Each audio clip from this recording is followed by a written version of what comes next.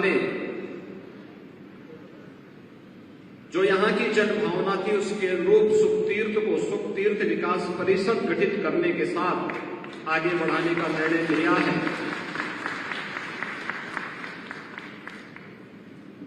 हजारों वर्षों की विरासत आपके पास है। आप भी कह सकते हैं कि जीवन की सच्चाई को श्रीमद् भागवत महापुराण के माध्यम से आज भी देश और दुनिया के अंदर जहां कहीं भी सनातन धर्मावलंबी होगा वह इस महापुराण का श्रवण करता है। और आप कह सकते हैं कि 5000 वर्ष पहले सबसे पहले सुखदेव जी महाराज ने इस महापुराण का वाचन कहीं पे किया था तो हमारे जनपद में किया था, मुजफ्फरनगर जनपद।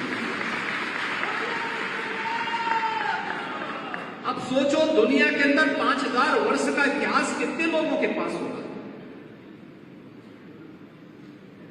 किसी के पास नहीं, लेकिन आपके पास उंगली में गिनने के लिए है 5000 वर्ष पुराना इतिहास बनाने की पूरी है। तो एक और आपको इस पौराणिक उपलब्धि के लिए बधाई और दूसरी तरफ किसानों के मसीहा भारत के पूर्व प्रधानमंत्री चौधरी चरण सिंह जी को भारत रत्न मिला। चौधरी साहब को सम्मान बहुत पहले मिलना चाहिए था, लेकिन किसान पिछली सरकारों के एजेंडे में नहीं था। अन्यथा यह कार्य बहुत पहले होना चाहिए था। क्या कर रहा था इंडी गठबंधन? लोग तो वही थे 2004 से 2014 तक 10 वर्ष के अपने कार्यकाल में भी चौधरी साहब को यह सम्मान दे सकते थे, लेकिन यह सम्मान प्रधानमंत्री मोदी जी ने दिया, इसलिए मोदी जी के प्रति आभार भी करते हैं। भारत के विकास का रास्ता हमारे देश के गांव और खेत और खलियान से होकर के जाता है। ये बात कहने वाला भारत माता का कोई एक सपूत था तो चौधरी चरण सिंह। और आज चौधरी साहब के प्रति कृतज्ञता ज्ञापित करने के लिए प्रधानमंत्री मोदी जी ने उन्हें भारत रत्न देकर के भारत की उस गौरवशाली परंपरा के साथ जोड़ने का काम किया है जो हर भारतवासी के लिए सम्मान की बात है। तो स्वाभाविक रूप से मुजफ्फरनगर भी, हमारा पश्चिमी उत्तर प्रदेश भी और हमारा उत्तर प्रदेश भी इससे गौरवान्वित हुआ है, क्योंकि चौधरी साहब उत्तर प्रदेश के मुख्यमंत्री के रूप में भी अपने दायित्व का निर्वहन करके जनता जनार्दन को विकास की एक नई धारा के साथ जोड़ने के कार्य किए। बहनों और भाइयों, मैं आज मुजफ्फरनगर में आया हूं एक सामान्य रूप से। जनसभाएं हम लोग बाद में करने के लिए आए थे, लेकिन डॉक्टर संजीव बालियान जी ने नामांकन किया तो नामांकन के बाद जब तक सिंबल वगैरह आदि आवंटित होते हैं तो मैंने कहा तब तक मैं प्रबुद्ध जनों का आह्वान करने के लिए एक बार होकर किया था, क्योंकि यहां पे जो लोग आए हैं ये अलग अलग संगठनों से जुड़े हैं। कोई बार एसोसिएशन अधिवक्ता समुदाय से जुड़ा हुआ है, कोई इंडियन मेडिकल एसोसिएशन से जुड़ा हुआ है, कोई शिक्षक समाज से जुड़ा हुआ है, कोई व्यापार मंडल से जुड़ा हुआ है, कोई चैम्बर ऑफ इंडस्ट्रीज से जुड़ा हुआ है, कोई अलग अलग तबके से जुड़े हुए लोग हैं। उन सभी लोगों का, क्योंकि वो समाज का नेतृत्व वर्ग है, उस नेतृत्व वर्ग से मैं अपील कर सकूं। यद्यपि डॉक्टर संजीव बालियान जी अपने क्षेत्र में बराबर जुड़े रहते हैं, तो उनके पास बाकी काम ही किया, दिल्ली में या तो मुजफ्फरनगर या फिर लखनऊ में यहां की समस्याओं को लेकर के उस कार्य का समाधान करने के लिए, और इसलिए वे ज्यादा समय अपने संसदीय क्षेत्र को देते हैं। ये जिम्मेदारी देने के लिए ही मैं आपके पास आया हूं कि चुनाव के दौरान प्रत्याशी से अपेक्षा नहीं होनी चाहिए कि हर घर जा पाए। हर विधानसभा में जाता है या हर गांव में चला जाए, उनके कार्यक्रम सीमित होंगे। जो कि केंद्रीय मंत्री हैं तो अन्य क्षेत्रों में भी उनको प्रचार के लिए जाना पड़ सकता है। इसलिए हर प्रबुद्ध जन को, हर पदाधिकारी को, हर जनप्रतिनिधि को, हर कार्यकर्ता को स्वयं संजीव पालियान बनना पड़ेगा, तब मोदी जी के संकल्प की पूर्ति में हम सब सहायक हो पाएंगे। आप देखिए ना, एक वोट की कीमत आपकी कितनी होती है? एक वोट वह देश की तकदीर को भी और देश की तस्वीर को भी बदल सकती है। आपका एक वोट जब गलत हाथों में जाता था तो मुजफ्फरनगर में महीनों कर्फ्यू लगता था। आपका एक वोट सही हाथों में गया तो मुजफ्फरनगर अब कर्फ्यू नहीं, कांवड़ यात्रा के लिए जाना चाहता है।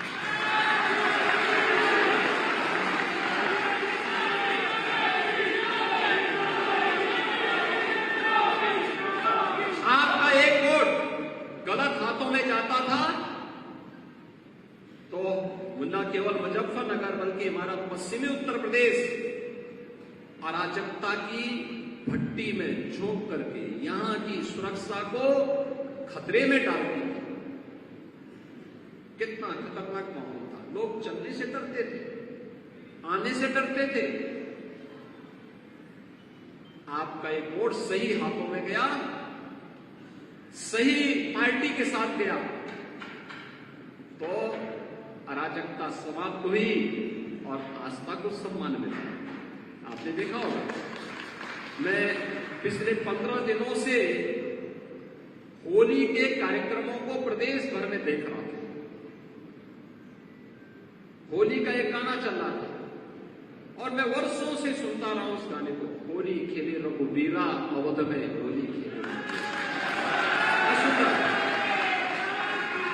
लेकिन हमें दुख होता था हर वर्ष कि होली खेलने के लिए भगवान राम का आह्वान तो हो रहा है, लेकिन अयोध्या में अपनी जन्मभूमि पर राम है ही नहीं। 500 वर्षों के बाद आपके एक वोट ने आपकी आस्था को सम्मान दिला दिया। अयोध्या में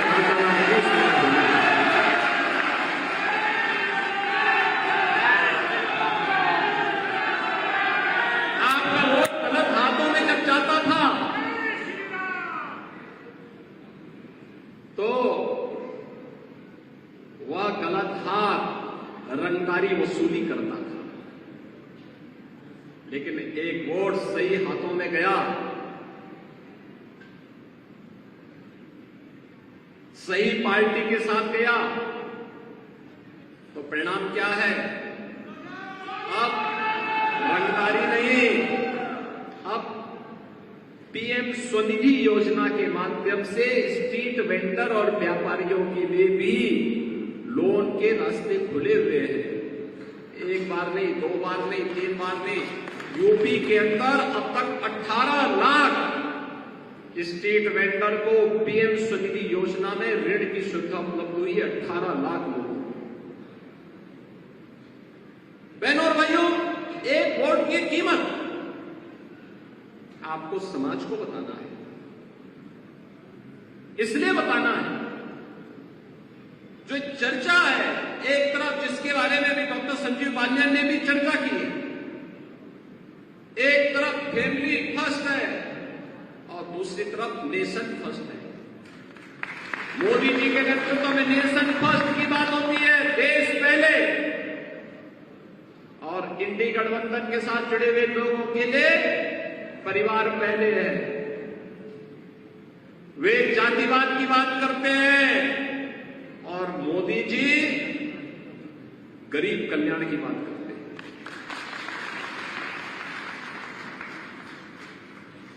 वे तुष्टीकरण की बात करते हैं, मोदी जी कहते नहीं, हमें संतुष्टि पे ध्यान देना होगा, सबका साथ सबका विकास।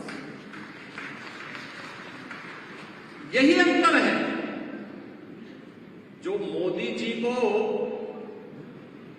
अन्य नेताओं की तुलना में अलग पहचान दिलाते हैं और भारतीय जनता पार्टी एनडीए गठबंधन को एक अलग पहचान दिलाते हैं और उसी पहचान को जन जन तक पहुंचाने के लिए आपको जाना है, जिसके लिए हम लोग आए हैं।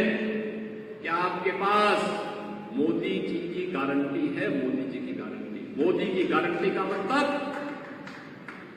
12 करोड़ किसानों को प्रधानमंत्री किसान सम्मान निधि।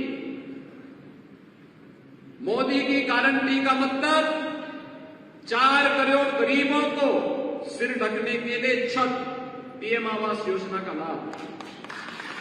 12 करोड़ गरीबों को, गरीब परिवारों को, यानी 60 लाख परिवारों को, 60 लाख लोगों को, 60 करोड़ लोगों को, 60 करोड़ लोगों को 5 लाख रुपए की स्वास्थ्य बीमा का कवर। 2.5 करोड़ परिवारों को उनके घर के अंदर उजाला। 10 करोड़ गरीबों को प्रधानमंत्री उज्ज्वला योजना में फ्री में रसोई गैस का कनेक्शन। मोदी की गारंटी का मतलब हर बेटी और हर व्यापारी को सुरक्षा।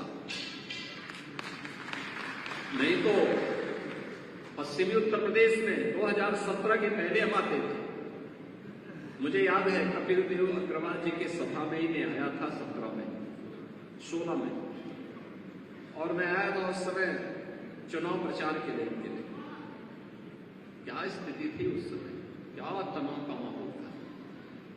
मैंने कभी ये तनाव के माहौल में आप लोग रहते हैं, इस तनाव से मुक्त तो करिए। और मैं धन्यवाद दूंगा कि मुजफ्फरपुर नगर वासियों को उन्होंने उस आह्वान के साथ जुड़ करके प्रधानमंत्री मोदी जी के नेतृत्व में विश्वास किया और उत्तर प्रदेश में भी भारतीय जनता पार्टी की सरकार बनने में अपना आशीर्वाद दिया। 2014, 2017, 2019, 2022 ये लगातार आपका आशीर्वाद मिला। तो मुजफ्फरनगर लोकसभा सीट में ही, सरगना में ही प्रदेश का पहला स्पोर्ट्स यूनिवर्सिटी बन रहा है, वर्ल्ड क्लास यूनिवर्सिटी बन रही है। अब किसी बेटी पारुल चौधरी को अपनी प्रैक्टिस के लिए दुनिया के अंदर नहीं, बल्कि इसी लोकसभा सीट में उनको अपनी प्रैक्टिस करने का एक अवसर प्राप्त होगा, एक मंच प्राप्त होगा। और फिर मुजफ्फरनगर की बेटी भी अब जब किसी इंटरनेशनल प्रतिस्पर्धा में, किसी एशियाड में, किसी कॉमनवेल्थ गेम्स में, किसी ओलंपिक में गोल्ड मेडल जीतेगी तो डायरेक्ट तस्तरी में परोस करके डिप्टी एसपी का पद उनके सामने मिलता है। दिया ना, डिप्टी एसपी की सीधी नौकरी हमने दी ना। उस बेटी ने घोषणा कहां की थी? चीन में। उसे पूछा गया कि चीन का खिलाड़ी तो तुमसे आगे चल रहा था, तुम कैसे? उसने कहा जैसे वो आगे चल रही थी तो मैंने कहा डिप्टी एसपी का पद छूट जाएगा, तो मैंने उसके मारी अपनी पूरी ताकत और उसको पछाड़ करके भारत को गोल्ड मेडल जीता। अब होनहार खिलाड़ियों की जगह बनेगी मुजफ्फरनगर लोकसभा से। पहले से है, लेकिन उसको और एक नया स्वरूप, नए कलेवर के साथ, पूरी भव्यता के साथ, एक इंटरनेशनल खेल की हम यूनिवर्सिटी, स्पोर्ट्स यूनिवर्सिटी यहां बनाने जा रहे हैं। आज आपने देखा होगा डेवलपमेंट के कितने कार्य हुए, और डेवलपमेंट तब सार्थक है जब सुरक्षा हो।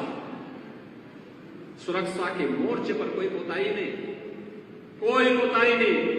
बेटी और व्यापारी की, अन्नदाता किसान की सुरक्षा में जो सेंध लगाएगा तो फिर वह भी देखना होगा कि उसको भी 10 बार सोचना पड़ता है कि अगर मैं लगाऊंगा तो फिर इसका परिणाम क्या होगा।